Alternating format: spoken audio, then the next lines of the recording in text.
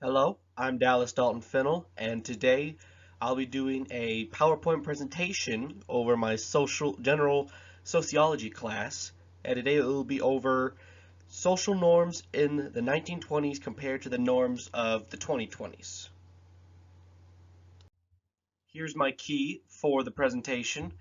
Over the 2020 norms, I'll be talking about political views that happened during this time that were relatively normal or new still to them.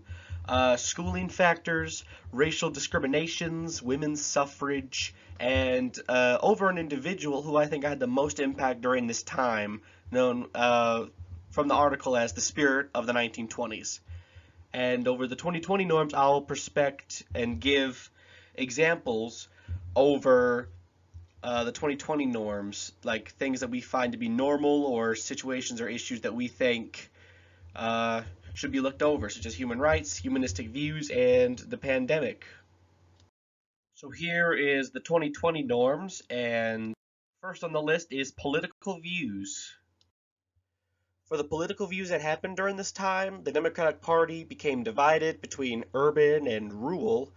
This division was part of the Democratic Party convention in 1924, with presidential administrations of Harding and Coolidge. Herbert Hoover was also involved.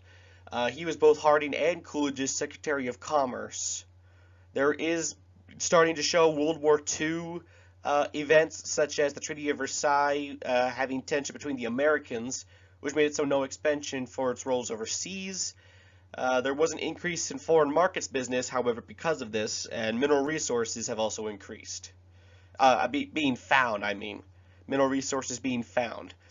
The U.S. refusing to recognize the Soviet Union while also having difficulty responding to the Mexican Revolution, which is also happening during this time. Next will be the schooling during the 1920s. This will go over certain events or things over the normality of schooling. Okay, so the schooling during the 1920s, of course, segregation was very high between white African Americans and Mexican Americans. Segregation, yeah, it became very, very high during this time. Not only for African Americans, but Mexican Americans were subjugated to something called racial intelligence testing, which would give the national IQ of an entire group of people. These intelligent tests had Americans started with progressive education movement of the late 19th, early 20th century, also originally designed to only determine when people were mentally unable to care for themselves. Texas researchers Koch and Simmons were told to study the IQ of all American races. This included whites, African Americans, Mexican Americans. Those were the general ones, majority-wise, in their area. The testing on school children measured and comparing them with one another, publishing their works in 1925. Next thing to talk about will be the racial discrimination that happened during this era. The racial discriminations that happened, of course, was, like I said, desegregation, serious segregation with bathrooms, schools, hotels, transportation vehicles like buses, cars, etc. Split between whites, African Americans, and also Mexican Americans as well. The KKK also had a very good stronghold during this era. They were very influential and very dangerous during this time. Many cross burnings and things like that. This is when the adoption of the quota laws came intact, and African Americans migrated from South America to North America at this time, which was increasing to a steady pace until permanently remaining. Next thing we'll talk about will be women's suffrage. Now, women's suffrage back then, they went against many things. Women's personal rights for being the head of household, getting a job, things like that. But here's the interesting thing. Suffrage, people against suffrage wasn't just men, but also women. And it's theorized in the article I found that women against it weren't probably about the suffrage exactly with political rights for them to vote and so on, but more of an old way of life, the way they used to do their own natural homes, of women being the head of the household, taking care of cleaning things and so on. During the ratification of the 19th Amendment in 1920, suffrage leader Carrie Chapman Catt is quoted believing that only a third of women supported them, another third opposed them, and the other third simply didn't care. Didn't care to them whether or not they got the rights. The next article will be over one of the influential people of this era that I just thought was just very fascinating to learn about. And the article is titled The Spirit of the 1920's. So, The Spirit of the 1920's, the article is mainly over Henry Louis Mencken. And he was known founding the American Mercury, which is a rival publication company he co-founded with George John Nathan in 1924. And he was very influential with many works. He was an editor. He was not really a politician, but he did have influence, sort of. And he was a columnist. He did literary careers. He helped advance literary careers for many unknown and little-known writers, challenging literacy orthodoxy, and challenged political and social issues through his essays. And he was known for acting a bit curmudgeonous, you know what I mean, pessimistic. But for many of his articles, he had a bit of a comedic sense. He was very funny. He did make people laugh and so on.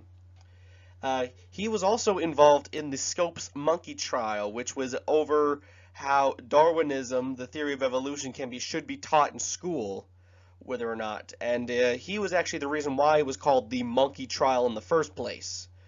The trial was against William Jennings Bryan. However, he wasn't actually at the trial. He was in Baltimore when Darrow interrogated Bryan. Missing the scene he sought to arrange, he was quoted for really just hammering down on Bryan in the most brutal ways, literary-wise, with his articles.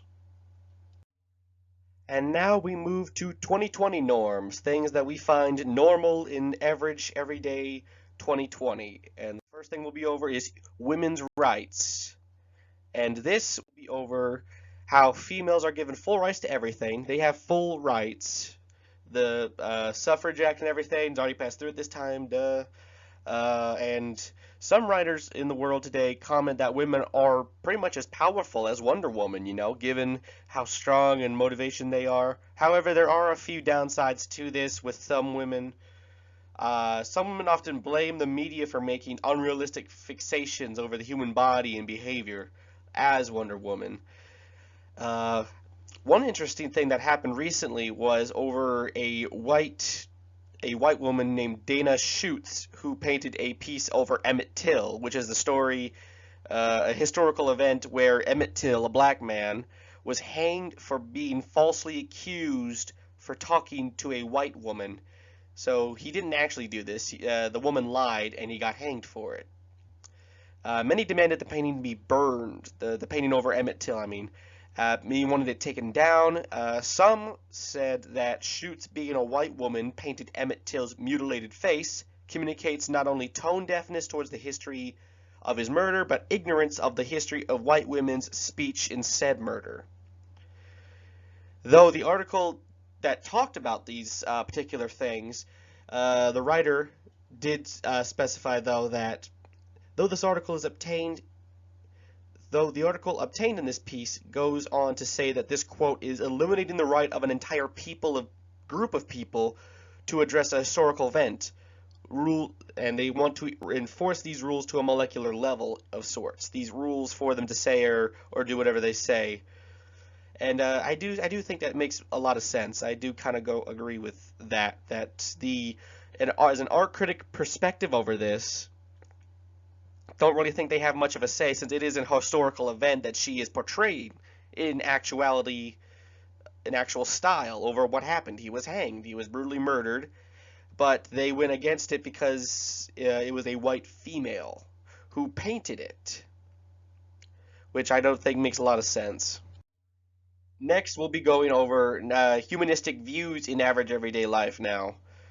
Now, as today, humanism is basically the understanding that, or the belief that whether humans animals or any other living thing is equal or of greater value than oneself. It's sort of like sacrifice in a sense, like something that's worthy of keeping alive today.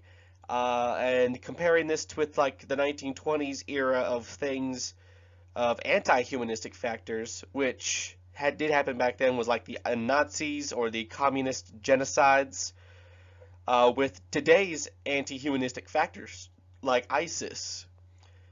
And even though to this day there are still many humanism questions being asked over racial aspects and just classic humanistic views. Next, we'll go over basically our Great Depression. I feel like that's a bit of a stretched statement slightly, but it's over the pandemic compared to the actual Great Depression. Like I said, it's a bit of an exaggeration compared to what happened then, because we all know the Great Depression was the stock market going down. A lot of people killed themselves and everything during the 1920s. People were jobless, homeless. But the COVID pandemic has affected people's mental health rapidly, similar to how the mental health of people back then were affected. Many people have death on their forefronts of our minds, like far over a year now, compared to that's equivalent somewhat to a grade. Like it's not greatly, but to a certain degree over the depression that happened during the stock market failure. All right, this will be it then. Thank you for watching. I'm glad you stayed till the end. And let me go ahead and show you my works cited. Here's the articles I have been over. The magazines of history, they cannot master abstractions, but they can often be made efficient workers. The one over testing Mexican and African American intelligence, fight for women's rights. Then there is the OAH magazine of history that I used for the spirit of the 1920s, which I had very much. I really enjoyed reading. It was quite interesting. I would like for you to actually read it. It is something to read about.